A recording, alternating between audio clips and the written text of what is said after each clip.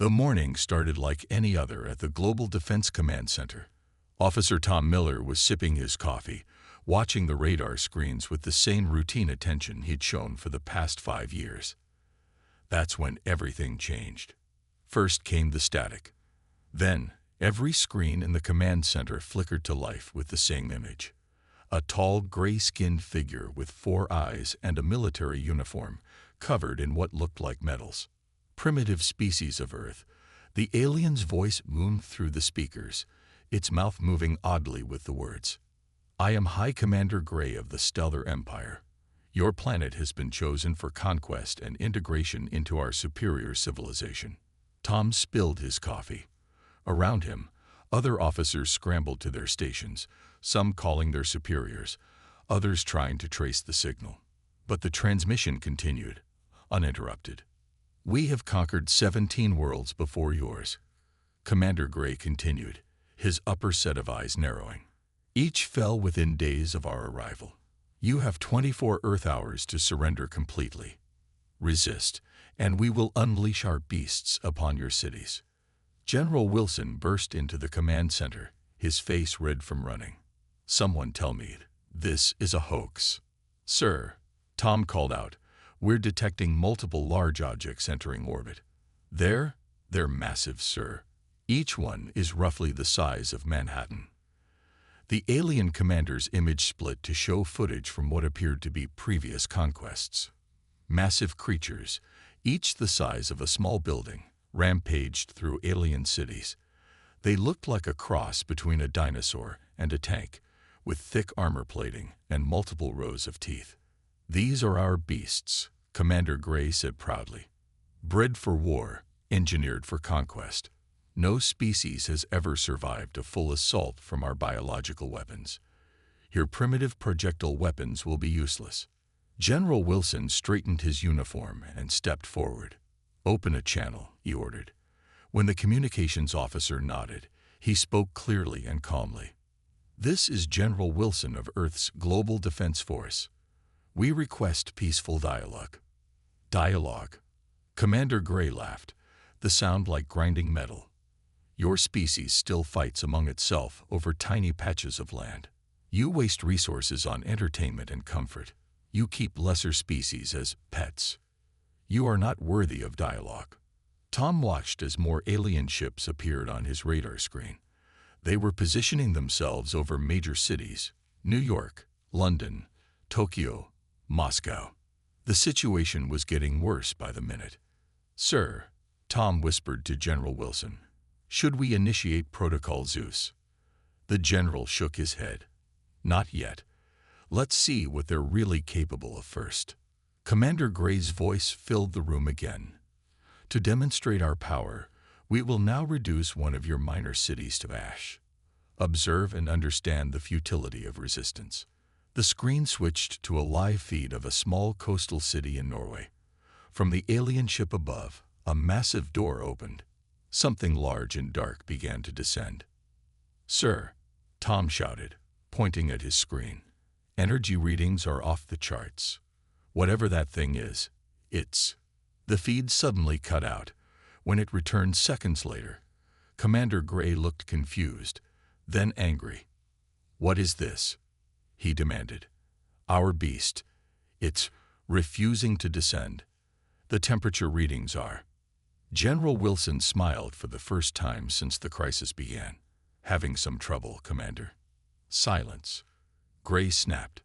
"Your planet's atmospheric conditions are unexpected.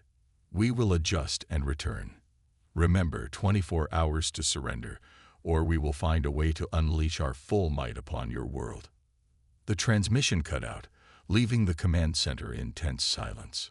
"Sir," Tom said, checking his readings, "their ships are pulling back to a higher orbit. Initial analysis suggests their bioweapons might be susceptible to Earth's environment, possibly the cold." General Wilson nodded thoughtfully. "Get me the K9 unit commanders from every major military base, and find out what the temperature is in Norway right now." "Sir?" Tom asked, confused. The general's smile grew wider. "If their beasts can't handle a little cold, wait until they meet our best friends. After all, every beast should fear a loyal dog. As the command center burst into action, Tom couldn't help but smile. Maybe, just maybe, humanity's oldest alliance would prove to be its greatest weapon. 6 hours had passed since the first contact. The alien ships now hung over Earth's major cities like dark clouds, their massive shadows creating an artificial night below. In the Global Defense Command Center, the tension was thick enough to cut with a knife. "They're broadcasting again," Tom announced, his fingers moving quickly across his keyboard, putting it on the main screen. Commander Gray's face appeared, all 4 of his eyes glowing with what looked like anger. "Humans," he spat the word like it was poison. "Your time to surrender is running short. To help you understand your situation better, let me show you what happened to those who resisted us." The screen split into multiple sections, each showing different alien worlds. The footage was clearly meant to terrify Earth's defenders.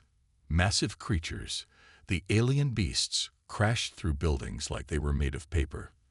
They moved with surprising speed for their size, using their armored bodies to destroy everything in their path. "Note the complete defeat of the Gamma System's strongest army," Commander Gray said proudly. "Their energy weapons couldn't penetrate our beasts' armor. Their walls crumbled. Their soldiers fled." General Wilson watched carefully, his eyes narrowing as he studied the footage. "Tom," he whispered, "are you seeing what I'm seeing?" Tom nodded slowly. "Yes, sir. They never engage in close combat. The aliens stay in their ships and let their beasts do all the fighting." "Cowards," someone muttered from the back of the room. The footage continued, showing more destruction, more defeats. But something else became clear. The alien beasts were powerful, but they weren't smart. They attacked in straight lines, didn't coordinate with each other, and seemed to rely purely on their size and strength. "Sir," Tom said suddenly, "I'm picking up some strange readings from their ships. The areas where they keep their beasts, the temperature there is much higher than the rest of the ship. Almost like they need heat to function," General Wilson finished. "Just like cold-blooded reptiles." Commander Gray's voice boomed again. "We have detected your primitive attempts to analyze our ships. Do not waste your time. Our beasts are the perfect weapons, evolved over thousands of years. No species has ever." He stopped suddenly, his upper eyes widening. "What is that sound?" In the background of the command center, a sound had been growing louder, a sound that made several officers smile. Coming from the kennels behind the base, barking. Lots of barking. "Nothing to concern yourself with, Commander," General Wilson said calmly. "Just our own beasts, eager to meet yours." For a moment, something like uncertainty crossed the alien's face. You have biological weapons. Impossible. Our scans showed no large creatures under your control." "Size isn't everything, Commander," General Wilson replied with a smile. The alien leader quickly recovered his composure. "Your attempts at psychological warfare are pathetic. We have studied your planet. We know you have no creatures capable of matching our beasts." Just then, one of the security feeds appeared on a side screen. It showed the base's K9 training area, where dozens of dogs were running their daily drills. German shepherds leaped over high walls. Belgian Malinois took down training dummies with precision, and border collies navigated complex obstacle courses. Commander Gray's eyes fixed on this footage. What are those creatures?" "Just some of our smaller units," General Wilson said casually. "Would you like to see the big ones?" The alien commander's gray skin seemed to pale slightly. He cut the transmission abruptly. Tom turned to General Wilson with a grin. "Sir, I think we just found their weakness. They're scared of what they don't understand. And they clearly don't understand dogs." "Get me every K9 unit commander on the line," General Wilson ordered. "And contact the civilian dog training centers too. If these aliens want to threaten us with their beasts, let's show them what Earth's best friends can do." As the command center burst into action, the barking outside grew louder. It wasn't just noise anymore. It was starting to sound like Earth's answer to the alien threat. "Sir," Tom said, checking his screens, "their ships are moving. They're pulling back from the cities. I think we actually scared them." General Wilson smiled. "No, Tom, we didn't scare them yet, but we will." The emergency meeting room at Global Defense Command was packed with military leaders from around the world. Maps and screens covered the walls, showing the positions of alien ships in orbit. In the corner, Captain Mike, the head of the K9 training program, stood quietly with his German shepherd, Rex. "We have 18 hours left," General Wilson announced, pointing to the countdown clock. "Our satellites show their ships are still maintaining distance after our last conversation, but they're not retreating completely." "What about our nuclear options?" asked a general from Russia. Tom, who had been analyzing data all night, stepped forward.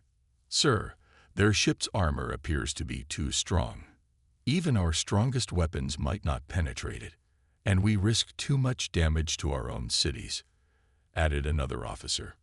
Rex, the German shepherd, suddenly lifted his head and growled softly at the main screen. Everyone turned to look as Commander Gray's face appeared again. "Your time grows short," the alien leader announced. "We have adjusted our beasts to your atmosphere. They are eager to feast." Behind him, massive shapes moved in the shadows, their scales gleaming under harsh lights. Captain Mike stepped forward, Rex walking calmly beside him.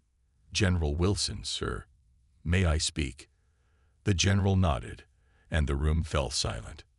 "We have over 50,000 military dogs worldwide. Add in police dogs, and we're looking at nearly 100,000. They're trained, disciplined, and most importantly, they work as teams." Captain Mike scratched Rex's ears. "Those alien beasts, they're just oversized lizards. No pack mentality, no real intelligence in their eyes." Commander Gray's voice boomed again. "Your cities will fall. Our beasts will." He stopped suddenly, staring at Rex. "What is that creature? Why does it stare at me so intelligently?" Rex was indeed staring at the screen, his ears forward, completely focused. He wasn't barking or growling anymore, just watching with that intense working dog focus that made him such a good military dog. "This is Rex," Captain Mike said proudly. "He's one of our smaller units. Would you like to see him in action?" Before the alien could respond, Captain Mike gave a hand signal. Rex immediately performed a series of complex commands, sitting, lying down, rolling over, and then launching into an impressive attack demonstration on a training dummy, all without a single spoken word. The alien commander's 4 eyes blinked rapidly. How does it understand without words?" "That's the thing about Earth's beasts, Commander," General Wilson said with a smile. "They don't just destroy. They think. They plan. They work together." The transmission cut off abruptly again. "Sir," Tom called out, checking his screens. "Their ships are moving again. They're clustering together. I think we've made them nervous." General Wilson turned to Captain Mike. "How quickly can we deploy all available K9 units?" 6 hours for full worldwide deployment, less if we focus on major cities." Captain Mike patted Rex's head. "And sir, the dogs are already excited. They can sense something's coming." "Do it," General Wilson ordered, "and get me every dog trainer, every handler, every person who's ever worked with military or police dogs. If they want to see Earth's beasts, let's show them what real teamwork looks like." As the room burst into action, Tom noticed something on his screen. "Sir, they're transmitting again, but it's not the commander. It's internal communications."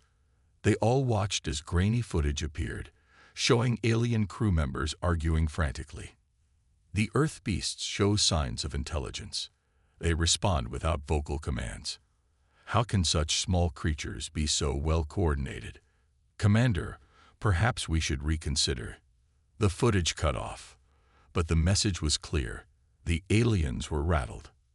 "Well," General Wilson said, Looking around the room, it seems our best friends are already winning the psychological battle. Now let's prepare them to win the real one. Rex barked once, sharp and clear as if agreeing. Around the base, hundreds of other dogs answered his call, their barks echoing across the night. In orbit, the alien ships clustered closer together, their beasts suddenly seeming a lot less terrifying compared to the intelligent, organized response that Earth was preparing. The real battle was coming, and Earth's oldest allies were ready to prove why dogs had been humanity's best friends for thousands of years. The next 12 hours at Global Defense Command turned into something no one had expected. The largest dog deployment in human history. Captain Mike and Rex stood in the main hangar, watching as military transport planes landed and took off every few minutes. Another group from Germany just landed. Tom reported, checking his tablet. 30 more Belgian Malinois and their handlers. The hangar had been transformed into a temporary kennel and command center. Hundreds of dogs of different breeds, German Shepherds, Belgian Malinois, Dutch Shepherds, and even some smaller but equally skilled breeds, waited with their handlers. The sound of occasional barks echoed through the building, but most dogs remained surprisingly quiet, sensing the importance of the moment. Status report, General Wilson called out as he entered the hangar. Tom quickly pulled up the numbers. Sir, we've got 20,000 military dogs already in position around major cities. Another 30,000 police dogs are on standby. Search and rescue teams have volunteered their dogs too. That's another 10,000 highly trained dogs ready to help. From above, the alien ships continued their surveillance. Their confusion was obvious from their erratic movements. Sir, an officer called out. Intercepted transmission from the alien fleet. The nearby screen flickered to life, showing alien crew members in a heated discussion. The small Earth beasts are gathering in massive numbers, but they're so tiny compared to our beasts. Look at their organization. No other species has shown this level of coordination with their biological weapons. Commander Gray's voice cut through the chatter. Silence. They're trying to deceive us. Nothing so small could possibly threaten our beasts. Captain Mike turned to Rex, who sat perfectly at attention. That's their weakness, he said to General Wilson. They think bigger means better. They don't understand that Earth's dogs have something their beasts don't. Thousands of years of working with humans. Around them, handlers were running their dogs through final checks.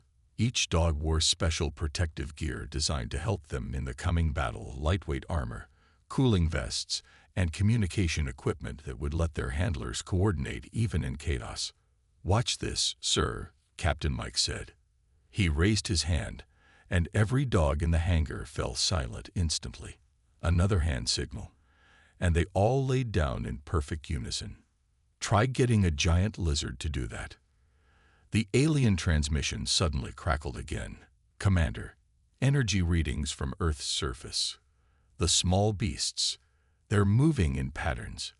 Indeed, across the world, dogs and their handlers were taking up strategic positions. Border collies and their handlers set up advanced positions, using their speed and agility to create a first line of defense. German Shepherds and Belgian Malinois formed the main response teams, while larger breeds like Rottweilers and Dobermans created powerful backup units. 6 hours until their deadline, Tom reported. General Wilson nodded. And how are our special units doing? Tom grinned. The sled dog teams are in position in all cold weather zones. If those alien beasts really don't like cold, they're in for a surprise when they meet a pack of eager huskies. A young handler approached with her Belgian Malinois. Sir, we've finished the pack coordination drills. The dogs can now respond to unified commands across entire cities. The aliens must have detected this too, because another panic transmission came through. Commander, the Earth beasts are communicating across vast distances. How can they maintain such discipline? Perhaps we should delay the attack. Commander Gray's angry response echoed. Deploy the beasts at dawn. We'll show these humans what real power is. General Wilson looked at the gathered dogs and their handlers. Each pair stood ready, a bond of trust and friendship that had been built over thousands of years of human-dog partnership. "They think they're about to show us their power," he said quietly to Captain Mike. "But they're about to learn why dogs became man's best friend in the first place." Rex barked once, and thousands of dogs answered across the world. The sound wasn't just noise. It was Earth's response to the alien threat. In orbit, the alien ships shifted nervously, their massive beasts suddenly seeming less impressive compared to the coordinated force they faced below. Dawn was coming, and with it, the greatest demonstration of the human-dog partnership in history. Dawn broke over New York City. The alien ships hung low in the sky, their massive forms blocking out the rising sun.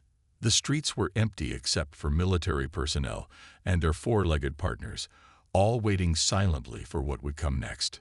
In the Global Defense Command Center, Tom watched his screens as Commander Gray made his final announcement. "Your time has ended, humans."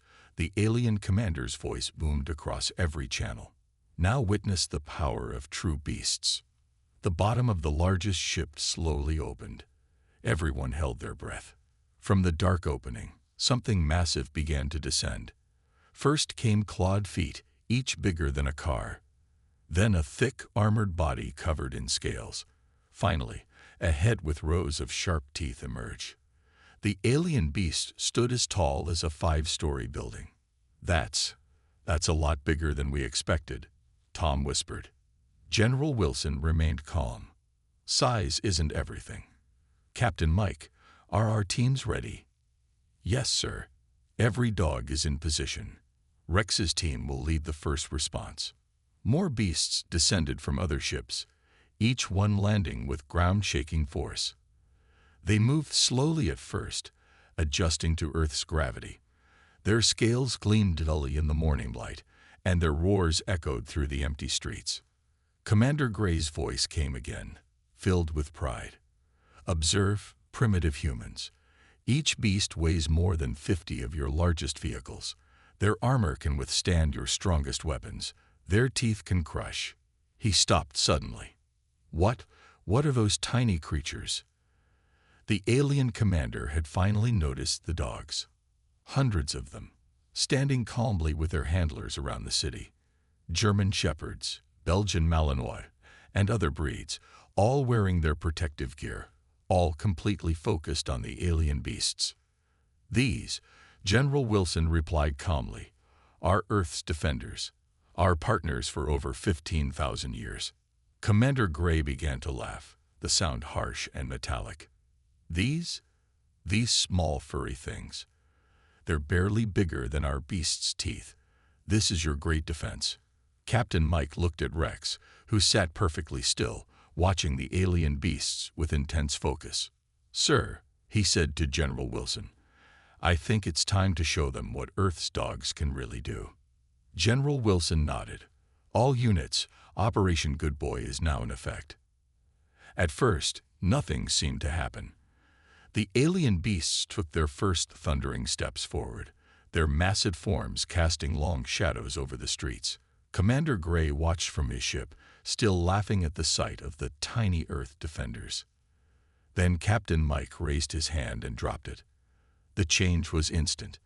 The silence of the morning exploded into a symphony of barks and howls. But this wasn't random noise. It was coordinated, purposeful, overwhelming. The alien beasts stopped moving, confused by the sudden wall of sound. What are they doing?" Commander Gray demanded, his laughter gone. The dogs moved with perfect coordination. Border collies darted between the alien beasts' legs, creating confusion. German Shepherds and Belgian Malinois moved in perfect formation, their barks echoing off buildings and creating a disorienting effect on the aliens' sensitive hearing. "Impossible," Commander Gray shouted.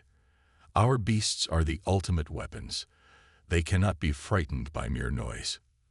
But the alien beasts were more than frightened. They were panicking. They had never faced opponents that moved so quickly, so intelligently, with such perfect teamwork. When they tried to catch the dogs, they found themselves biting at air.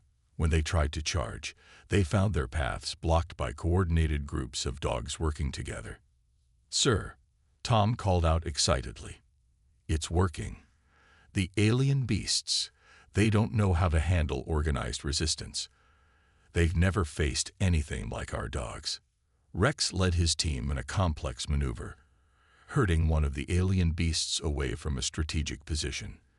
The massive creature, for all its size and strength, had no defense against the perfectly coordinated attack. This cannot be." Commander Gray's voice shook with disbelief. "They're so small. How can they be so effective?" General Wilson smiled as he watched the alien beasts stumble and retreat from the organized canine assault. "Sometimes, Commander, the best things come in small packages, and Earth's best friends are about to teach your beasts a lesson about real power." The battle for Earth had begun, and humanity's oldest allies were proving why size wasn't everything. The battle for Earth had turned into something no one, especially not the aliens, had expected. Instead of the quick victory Commander Gray had promised his forces, the alien beasts were facing a fight they didn't know how to win. "Status report," General Wilson demanded, watching the chaos unfold on the main screens. Tom's fingers flew across his keyboard. "Sir, our canine units are overwhelming their beasts in every city. The dogs are just too fast, too smart for them." On the streets of New York, Rex led a team of German shepherds in a complex attack pattern. They darted between the legs of an alien beast, their barks echoing off the buildings. The giant creature spun in circles, trying and failing to catch the nimble dogs. "Fascinating," Captain Mike said, watching through field cameras. "Their beasts have no pack instincts. They don't know how to work together at all." He was right. While Earth's dogs moved in perfect coordination, the alien beasts fought alone. When one beast was in trouble, the others didn't help. When dogs attacked from multiple directions, the beasts didn't know which way to turn. "This is impossible," Commander Gray's voice boomed from above. "Our beasts are the ultimate weapons. They cannot be defeated by mere pets." But the evidence was right in front of him. In London, a team of border collies was herding an alien beast right into a trap. In Tokyo, Akitas and German shepherds worked together to drive another beast away from the city center. In Moscow, massive Caucasian shepherds stood their ground, their deep barks making the alien beasts step back in confusion. "Sir," Tom called out, "temperature readings from the alien beasts are dropping. The constant movement, the stress, they're having trouble staying warm." That's when the second phase of Earth's defense kicked in. In every city, fire trucks began spraying the alien beasts with water. The cold water combined with the constant movement made the giant creatures even slower. "Now," General Wilson ordered, "bring in the cold weather teams." Teams of huskies, already used to freezing temperatures, charged in. The alien beasts, their bodies now too cold to move properly, could only watch as the swift snow dogs darted around them. "Commander," an alien crew member's panicked voice came through their intercepted communications. "The Earth beasts are too organized. They're using the environment against us. They understand tactics." In the command center, they watched as a particularly clever move unfolded. A team of Belgian Malinois had figured out that the alien beasts couldn't turn quickly. The dogs would bark to get attention, then run between the beasts, causing the massive creatures to crash into each other. "Look at that teamwork," Captain Mike said proudly as Rex's team coordinated with other dogs they'd never met before, working together like they'd trained for years. The alien beasts were now in full retreat. Some tried to climb back into their ships. Others stood frozen, overwhelmed by the constant barking and movement around them. None of them showed the fearsome power Commander Gray had promised. "This cannot be happening," Commander Gray shouted. "These are just dogs." General Wilson finished for him, "Earth's most loyal friends. And you just learned why we call them man's best friend." All around the world, the scene was the same. The alien beasts, for all their size and strength, had no answer for the intelligence, speed, and teamwork of Earth's dogs. From the smallest border collie to the largest German shepherd, each dog knew its role and performed it perfectly. "Sir," Tom reported, unable to keep the grin off his face, "they're retreating. The beasts are being pulled back into their ships." Indeed, the massive creatures were being lifted back into the alien vessels, many of them shaking with cold and confusion. The coordinated attacks from Earth's dogs had completely broken their will to fight. As Rex trotted back to Captain Mike's side, tail wagging, the sound of victory barks filled the air across the planet. The dogs of Earth had faced the alien beasts, and through teamwork, intelligence, and loyalty, they had won. "Send a message to Commander Gray," General Wilson ordered. "Tell him that next time he wants to unleash beasts on Earth, he should remember, size isn't everything. Sometimes, the best warriors come in smaller packages, with wagging tails." The sun was setting over Earth, painting the sky in beautiful colors of orange and purple. The alien ships, once so threatening, were now retreating to a higher orbit. In the Global Defense Command Center, humans and dogs alike watched their victory unfold. "Final status report," General Wilson called out, trying to hide his smile. Tom looked up from his screens, beaming. "Sir, not a single alien beast remains on Earth's surface. We have 0 military casualties." And he paused, checking his data again. "Only minor injuries to some of our K9 units, all from overexertion. Every dog will make a full recovery." Captain Mike knelt beside Rex, who was enjoying a well-deserved bowl of water. "Good boy," he whispered, and Rex's tail wagged happily. Around the world, similar scenes played out as handlers celebrated with their four-legged partners. Suddenly, the main screen flickered to life. Commander Gray appeared, but he looked very different now. His 4 eyes were wide with shock, and his proud posture was gone. "This," the alien commander started, then stopped. "This was not supposed to happen. Our beasts were engineered to be perfect. They were supposed to be unstoppable." "They might have been perfect," General Wilson replied calmly, "if you were fighting someone who only relied on size and strength. But Earth's dogs have something your beasts could never match: 15,000 years of partnership with humans." As if to prove his point, a series of images flashed across other screens. Border collies herding confused alien beasts into circles, German shepherds working in perfect teams to protect cities, huskies running circles around the cold-stunned creatures, and even smaller breeds playing their parts in the coordinated defense. "We've intercepted reports from their fleet," Tom announced. They're warning other alien forces about Earth. Listen to this. A series of alien communications played. "Avoid Earth at all costs. Their beasts are small but unstoppable. They have mastered pack tactics we cannot comprehend. The Earth beasts show loyalty and intelligence beyond our understanding." Commander Gray straightened up, trying to regain some dignity.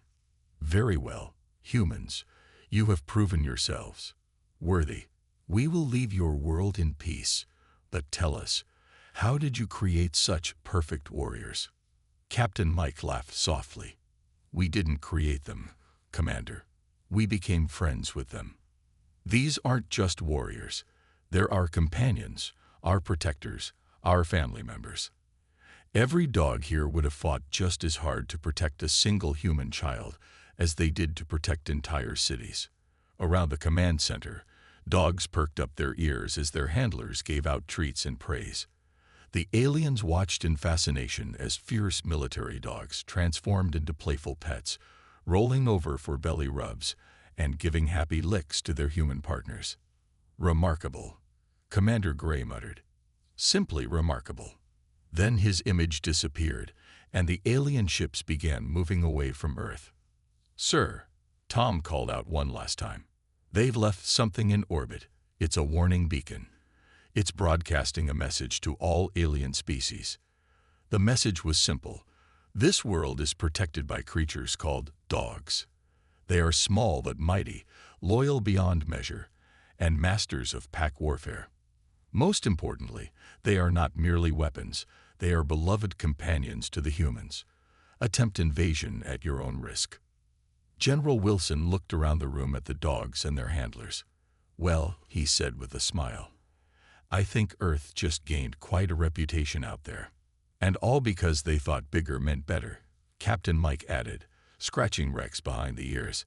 Rex's tail wagged happily, the fearsome military dog once again just a big puppy enjoying his owner's attention. As celebration breaks out around the world, photos and videos began pouring in, dogs being paraded through cities as heroes, receiving medals and lots of treats, and simply playing with their grateful human families. The aliens had expected to find a primitive world with weak defenses. Instead, they found a planet protected by something far more powerful than giant monsters, the unbreakable bond between humans and their best friends. In the end, humanity's greatest weapons weren't the biggest or the strongest. They were the faithful companions who had been by our side for thousands of years, asking only for love in return for their undying loyalty. As Rex curled up for a well-deserved nap, his mission complete, the stars twinkled above a safer Earth, one that alien invaders would think twice about threatening again. After all, who would dare challenge a planet protected by very good boys and girls?